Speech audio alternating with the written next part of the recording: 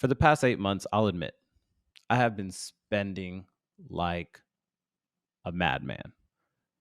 Definitely financially irresponsible to the point where it's just like, damn, bro, like, chill out. I've gotten to the point where I don't even look at the bill anymore because I know that shit's just going to ruin my mood for the rest of the night. Ladies and gentlemen, this is episode 5. My name is Ajay Patel, and am a currently I am currently a victim of the price of LA. And I get it. It's like, don't blame LA for how much you're spending. You're spending that, but it just doesn't help, right? It doesn't help that I'm in LA where you're in a new city. You want to try different restaurants. You want to go to different places you see on TikTok, places that people tell you about. In addition to that, you want to go try the places nearby, whether it's Malibu, Pismo, Santa Barbara. You want to travel. You want to go around, right? And then it's also just maybe a little bit more generational, right? Like, I don't have the biggest discipline. I don't have the biggest discipline to save money. Like, let's say my parents may have. But also, you're just exposed to so much more. I don't know. It's like kind of a trade-off, right? Like, do I think if my parents were born in this generation and they had my situation, would they be saving money? I don't know. I don't think so. And I do think that is how, like, that's a big mindset because how your parents raised you is sometimes either steers you to how you continue to spend, or like, let's say you grew up eating waffles, you never really went to fancy restaurants that often. You go to Applebee's, you go to Chili's, like myself, you end up in my lane where it's like, ah, shit. Now that I got this freedom, I'm going to go crazy. I'm going to go to different bars. I'm going to go to different restaurants. I'm going to travel till my card gets declined. Let me tell you about a typical night out, right? So you're either going to Uber to your dinner. And if you're not Ubering, you're driving, and you're more than likely going to pay for some type of valet service. That can range from $6 to $20. You never know, right? I guess it just depends what pocket you're in, I guess what restaurant you're at. And you're going to valet, right? People say like, oh no, bro, we'll just find street parking. Dude, I do not want to sit in this car for 20 more minutes trying to find parking. Wait to see if you can parallel park and then go around finding signs all over the street to make sure you don't get towed somewhere throughout the night. So that's an expenditure there, an expense there. Now you're paying for dinner. Average dinner price, I would say, is about $20 per item. Let's say you have a couple drinks, you get an entree, you get some sides, maybe an appetizer, and then dessert. That bill is going to come out to at least $100. No matter where you go, honestly. And look, I get it. Like, oh yeah, well, if you go to Koreatown or if you go to this small little pocket in LA, then it's going to be much cheaper because places aren't as bougie, all that stuff. I know. Okay, cool. I'm talking about the places that I have currently experienced. I do want to try all these taco trucks. Like when we first moved here, I think we were picking up something from Walgreens, and I said, "Yo, like, I want to try this taco truck." They gave me 3 tacos for $2. Now that's kind of scary, right? Like when a place does that, you're like, wait a minute, like you get suspicious if they charge too little. Like when Burger King was doing 20 spicy nuggets for $1.50, I wasn't buying that shit because it's like, all right, no way am I spending that little amount of money on that much food. There's no way I'm going to trust it. At this age, I do think if I was in middle school and that deal came up, I would have been killing that shit. But at this age, you do get suspicious at stuff like that. Those tacos ended up being the best tacos I had while I've been in LA. But I'm not talking about a taco truck or small little establishments like that. I'm talking about if you're going to a restaurant that you found on social media, someone told you about, or you're going out for someone's birthday at these places that can handle larger parties. You're on average going to spend at least $100. And let's say you're going out after that. And this isn't just an LA thing at this point, right? This is everywhere thing. But when you add on how expensive LA is, you start feeling the impact of the price much more. And what I'm talking about is when you go out with people, and let's say you're in a group of 5, right? And you get to the bar, you're like, all right, I'll get the first round. Each one of those will be $20 each. A shot at a nice establishment will more than likely run you at least $16.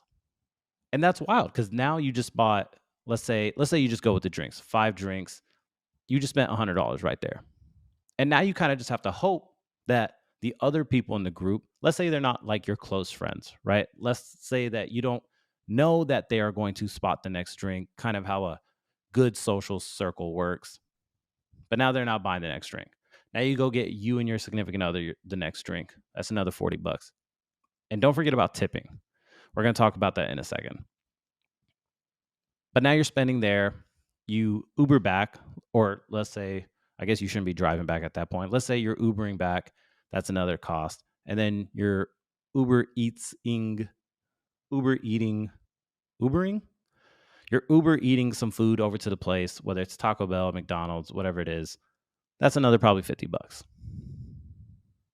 That shit adds up. And that's just one night out, right? Like, let's say you have multiple birthdays throughout the week to do, or you're bouncing around from party to party.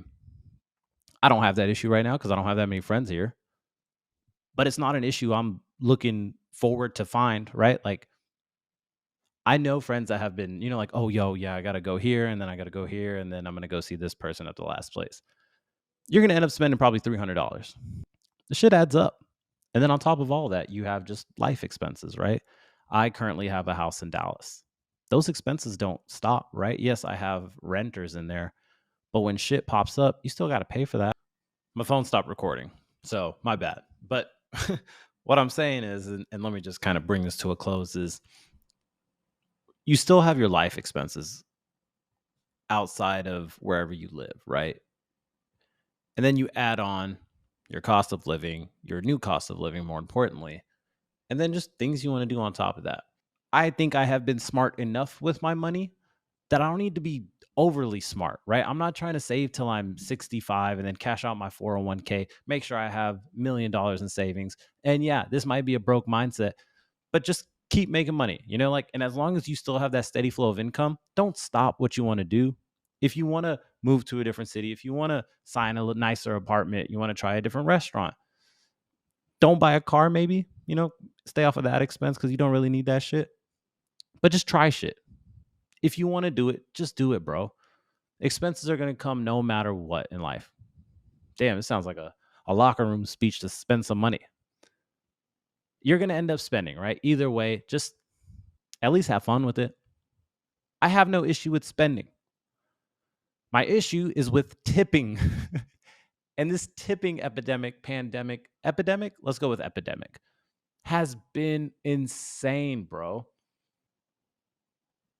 In high school, I think the most popular job was people working at restaurants, whether they were bus boys, servers, line cooks, even hostess. Did I say that? Whatever. They were in the restaurant business and they were making the most money, mainly off of tips. Now, I remember I was a sales associate at a shoe store.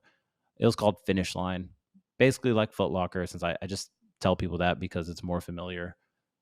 But I was selling shoes and you bust your ass doing that shit. Well, back then, you had to bust your ass doing that because you were making commission. And yes, I get it. Since you're making commission, you don't necessarily deserve a quote unquote tip. But it kind of made sense to me, right? You're servicing. You're giving customer service to this one person, giving them your attention, giving them your knowledge, like, hey, I think you should get this shoe, maybe with these insoles. Yes, you're being a salesman at the end of the day, but you're still giving them this certain service. Do I think I should have been making tips? Not necessarily, but seeing how much those cats were making at restaurants on tips, shit was crazy. I was very envious of that. Servers on average, I think, like back then, what was the thing that they would say? They make $3 per hour. And this is back when minimum wage was $7.15. And I'm referring to being in Dallas.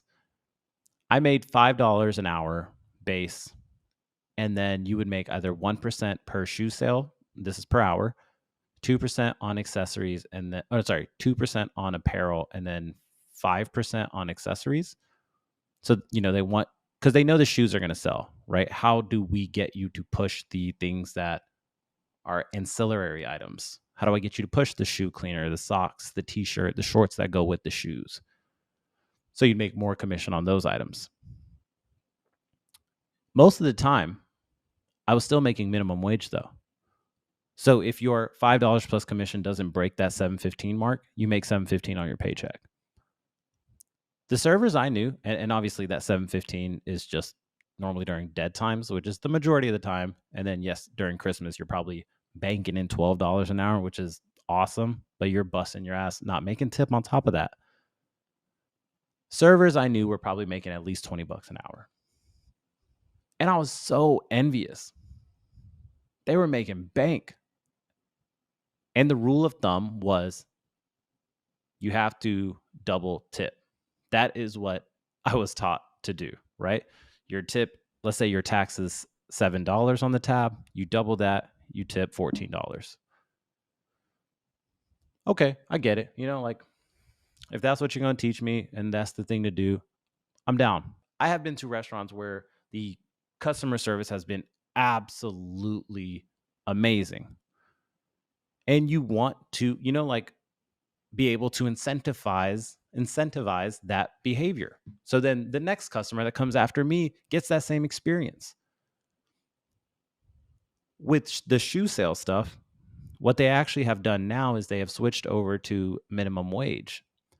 I don't know what it is, $8, $10, around that area, I think is minimum wage in Texas right now. Let me just look it up. Give me 2 seconds. Is the minimum wage in Texas $7.25 per hour? There's no way, right? It's like a 10-cent, 20-cent difference since I was working there. Can someone tell me what the minimum wage in Texas is? There's some things that say $15 an hour. There's some things that say $7.25. The minimum wage in California is 15, so maybe $7.25 is correct. But that's crazy because the cost of living there has for sure skyrocketed. My point being that shoe salesmen now make a base pay and it reflects in the customer service you get, right? Like, bro, I got to do a magic trick to get someone's attention at a Foot Locker or a Finish Line nowadays. And that I think is reflected in like the pay structure. If you're making commission, more than likely you're going to be trying harder. If you're working on tips, more than likely you are going to be trying harder. So I'm good with the tip-based salary structure as long as you're making above minimum wage, right? So you have room to go up, but you can at least count on a certain number of dollars in your bank account. Now, I may be wrong in the fact that like if they don't break that minimum, then they make, let's say, $3 an hour. But then it's like, yo, something unlawful is happening here. That needs to be taken care of at a higher power that is not me, in my opinion. So now what has happened is the minimum that people say to tip is 20%. Now, I was tipping 20% during the 15% days when I felt like, oh, damn, you know what? I do got a little extra change in my pocket. This person was really dope to me. Let me tip 20%. And, everyone always talks about it where it's like, oh, yeah, everywhere you go, you see these tablets and they flip it over and the minimum percentage there is 18%, 20%. I went to a coffee shop, I think yesterday morning, and I said, yo, can I get that croissant? She grabbed the croissant, put it in a bag. I paid for it. The tipping screen came up. Am I messed up for putting 0? I'm low-key traumatized from putting 0 because in the past when I have done that, I have gotten nasty looks. I've even had a server change that 0 on a check. I went to Buffalo Wild Wings, a top 5 place for the worst customer service in the world, right? Like it's part of the experience at this point. I went to Buffalo Wild Wings and I had an absolute horrible experience. Dude was a dick. I don't even think I got my food. And I paid at the end. And I wrote in 0.00 for tip. Later, when I saw my check, I saw that it was $10 extra than what it was supposed to be. That means that fool put a 1 in front of my 0 and turned it into a $10 tip. I didn't keep my receipt. So I couldn't, prove that like, oh, wait, like, no, I didn't do that. Got charged for that. There's been times at, food trucks or whatever it is, I'll put that 0 with full pride. And then they just kind of look at you. Or even when they ask you, I think that is the most awkward thing. Where they say, hey, would you like to tip the kitchen today? The kitchen is right behind this cashier looking at you. And you're like, what the, like at this point, you basically have to. Like, why can't you just bake that shit into the price that I'm paying? I don't want to go to a burger stand and you say, would you like to tip the kitchen today? Bro, just make that burger $8 instead of $7. Why are you putting that onus on me? Why do I got to make this decision when I come here? And it's everywhere, right? Like you go to an ice cream shop and let's say they do help you out and they give you a bunch of different samples. Maybe they hook you up with something and you tip, right? But at what point is it like, hey, this is the base job and I will tip the extra service I get on top of that? I want to make clear that I am all for tipping. I consider myself a good tipper. But once again, it's everywhere. Bro, I was already awkward enough when I got to say like, no, I don't want to donate anything to charity.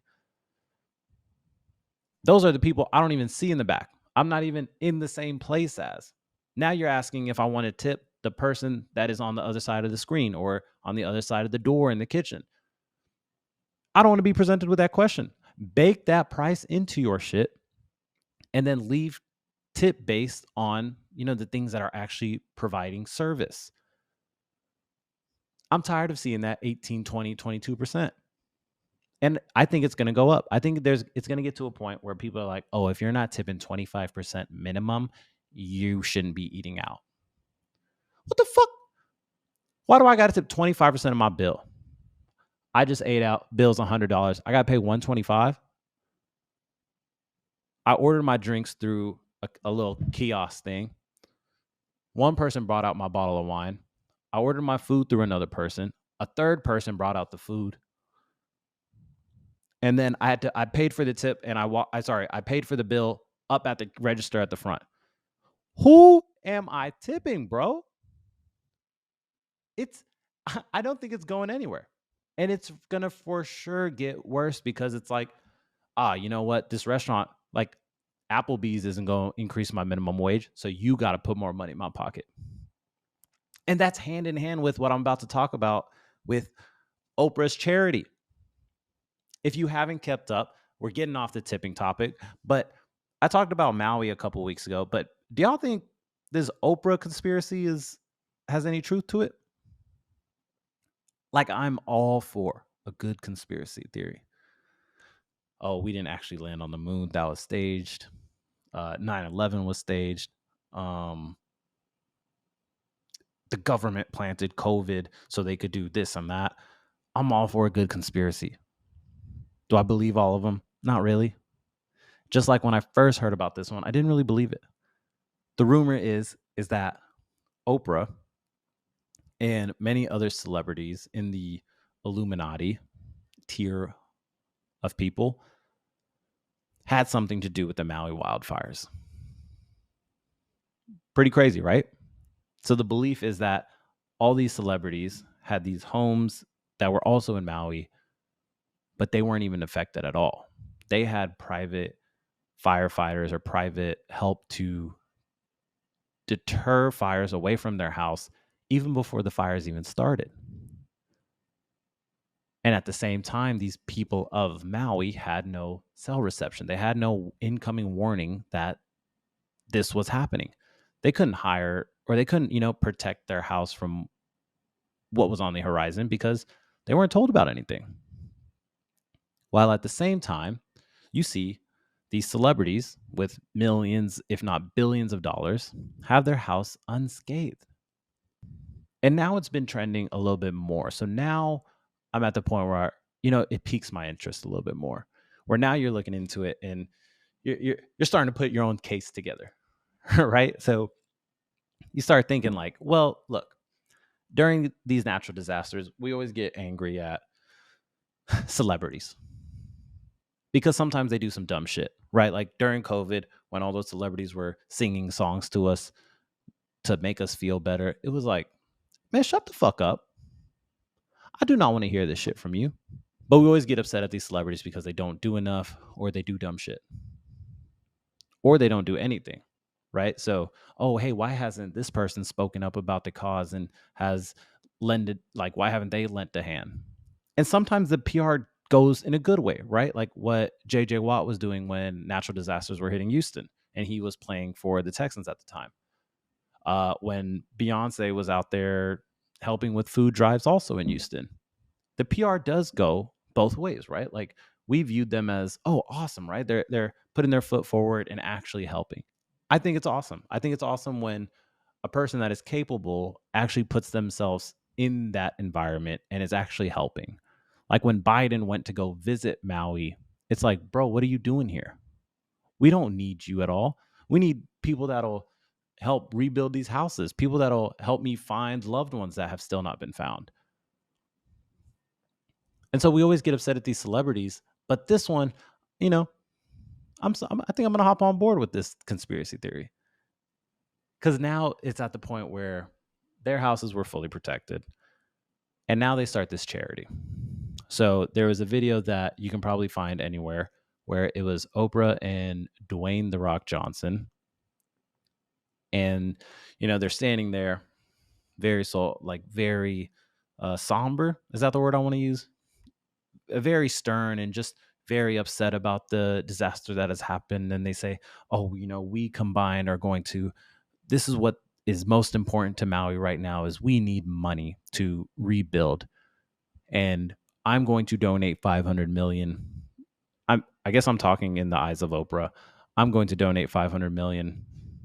Oh, sorry, it was not 500 million. It was 5 million. I'm going to donate 5 million. Dwayne Johnson is going to donate 5 million. So combined, we're donating 10 million. And here's a fund for you guys to donate to, right? We will make sure this money gets put to good use. I do like when certain celebrities put out their own donation links, because if you feel like they're trustworthy, it helps me kind of take that step to donate versus if I just see like a no face fund, right? Like if I'm like, oh, this place is just, or this donation link is just a scam. It's just probably some shell company trying to rip me off. Like I come up with my own stories. But when there's a face to it and you feel like, oh, you know what, I do trust this face, you donate to it. But like I don't fault it. I just don't like the whole, hey, here's a place where you can donate your money, because people are going to do it. And it has probably raised a good amount of money. And I talked about it last time, where it's like, hey, this natural disaster happened. Like, where are the bigger parties that can help alleviate this fast? Or sorry, not fast, but alleviate this with a bigger impact and with less stress on their lives, right? Asking people that live in apartments and are going from paycheck to paycheck to donate money doesn't make sense to me. And so there's been all this Oprah hate. And I do think this will eventually pan out. Like, this is something that won't stick around in the news for long. But if I'm Oprah and I want to show my solidarity with the people of Maui after they have lost everything, their houses, their cars, like absolutely burnt to the ground, the only thing she can do is burn her own house down. Am I wrong? Like, obviously, yes, I'm joking to an extent, right? But misery loves company. People would feel so much better if Oprah was doing all of this to raise this money, if she was also impacted by this natural disaster that people felt like was staged. Because then the theory is like, oh, okay, like this natural disaster happened and these rich people were unscathed by it. Now they have all this land that they can possibly buy up for pennies on the dollar, and then they can do their thing. So do I think there's a correlation between the rich and what happened here? I don't. I don't think there's some big conspiracy at play. I think it's just a moment of high emotions, anger, And how do you justify that, right? You don't want to see someone like you lived next to your neighbor, your shit gets burned down. Of course, you're going to be angry at the person's house that doesn't get burned down. It's natural. You're angry. Misery loves company, right? They say that for a reason.